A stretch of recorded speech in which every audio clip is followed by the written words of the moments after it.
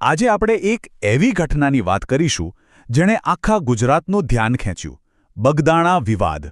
કેવી રીતે એક નાનકડી વાત, એક વાયરલ ઓડિયો ક્લિપના કારણે બે સમુદાયો વચ્ચે મોટા ઝઘડાનું કારણ બની ગઈ. ચાલો એની જ ઊંડાણમાં વાત કરીએ. જુઓ, આ આખા વિવાદનું મૂળ એક ફોન કોલ છે. પણ આ કોઈ સામાન્ય ફોન કોલ નહોતો.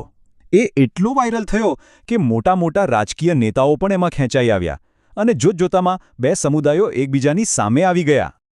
તો સવાલ એ થાય કે આ બધું શરૂ ક્યાંથી થયું? આટલી મોટી આગ લાગી કેવી રીતે? નવાઈની વાત એ છે કે એની શરૂઆત એક જાહેર કાર્યક્રમમાં થયેલી એકદમ સામાન્ય ટિપ્પાણીથી થઈ હતી. વાત એમ હતી કે એક લોક ડાયરાનો કાર્યક્રમ ચાલી રહ્યો હતો. ત્યાં જાણીતા કલાકાર માયાભાઈ આહિરે બગદાણા ગુરુ આશ્રમ વિશે વાત કરતા ભૂલથી મેનેજિંગ ટ્રસ્ટી એવો શબ્દ વાપરી નાખ્યો. હવે આ સાંભળીને ત્યાંના જ એક સ્થાનિક વ્યક્તિ નવનીત બાલધિયા એમણે માયાભાઈને ફોન કર્યો. એમણે ફક્ત એટલું જ કહ્યું કે ત્યાં મેનેજિંગ ટ્રસ્ટી જેવું કોઈ પદ નથી, ફક્ત ટ્રસ્ટીઓ છે. બસ આ એક નાનકડો સુધારો. પણ આ જ ફોન કોલ આખી ઘટનાની શૃંખલાની પહેલી કડી સાબિત થયો. એ સુધારાવાળા ફોન પછી નવનીત બાલધિયાનો આરોપ છે કે એમને માયાભાઈના દીકરા જયરાજ આહિરનો ફોન આવ્યો અને એ ફોનમાં જયરાજે એમને રૂબરૂ મળવા માટે કહ્યું. બાલધિયાના મતે આ કોઈ સામાન્ય મુલાકાતનો પ્રસ્તાવ નહોતો, પણ આવનારા સંઘર્ષની એક જાતની ચેતવણી હતી. અને થયું પણ એવું જ. જે વાત ફક્ત શબ્દો સુધી સીમિત હતી એ જોતજોતામાં હિંસામાં ફેરવાઈ ગઈ.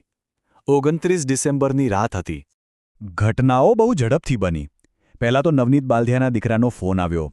એણે ગભરાઈને કહ્યું કે એના ટ્રેક્ટરની ચાવી અમુક કારવાળા લોકો લઈ ગયા છે. બાલધિયા તરત જ ત્યાં પહોંચ્યા અને એમણે એક વરના કારને ઝડપથી ભાગતી જોઈ એટલે એમણે પીછો કર્યો. પણ થોડે આગળ જતાં જ એ કાર ઊભી રહી અને એમાં બેઠેલા લોકોએ આરોપ મુજબ નવનીત બાલધિયા પર સીધો હુમલો કરી દીધો. હવે આ હુમલાની વાત આમ તો સ્થાનિક સ્તરે જ રહેત, પણ એવું ન થયું. આખી ઘટના લોકો સુધી પહોંચી એક વાયરલ ઓડિયો રેકોર્ડિંગના કારણે, જેમાં બંને પક્ષના સમર્થકો વચ્ચે એકદમ તંગ વાતચીત થઈ રહી હતી. અને આ ક્લિપમાં જ આખા વિવાદનો સાર છે. એક તરફથી આરોપ લગાવવામાં આવ્યો કે આ હુમલો જયરાજે જ કરાવ્યો છે, એણે ફોન કરીને મળવા બોલાવ્યા. એનો બીજો શું મતલબ થાય? તો બીજી બાજુથી બચાવ કરવામાં આવ્યો કે અરે એ તો સ્નેહભાવથી મળવા બોલાવ્યા હતા. તમારી પાસે કોઈ પુરાવો છે? પુરાવા વગર જયરાજનું નામ આમાં ઘસેડશો નહીં. એટલે કે એક જ વાતના બે અલગ અલગ અર્થઘટન અને બંને પક્ષો પોતાની વાત પર અડગ હતા. બસ આ જ વાત. જે એક વ્યક્તિગત ઝઘડો હતો એ હવે કોળી અને આહિર એમ બે સમુદાયો વચ્ચેના તણાવનું કારણ બની ગયો.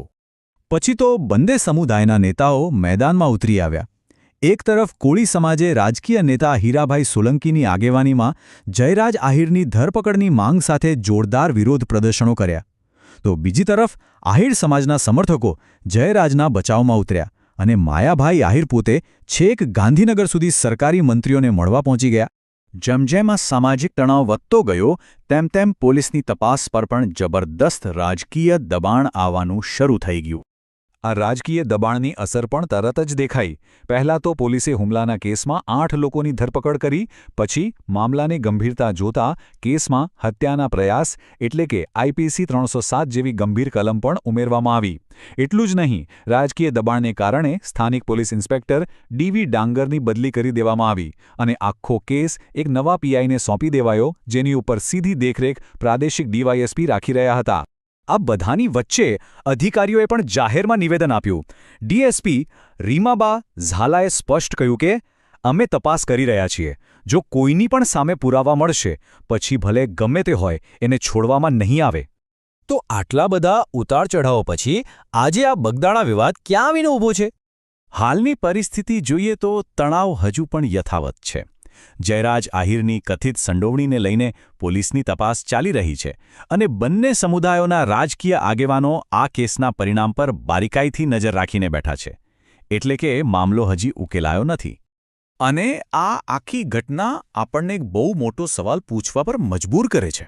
આજના સોશિયલ મીડિયાના જમાનામાં એક નાનકડો સ્થાનિક વિવાદ કેટલી હદે અને કેટલી ઝડપથી એક મોટી રાજકીય આગ બની શકે છે, આ એનો જીવતો જાગતો પુરાવો છે.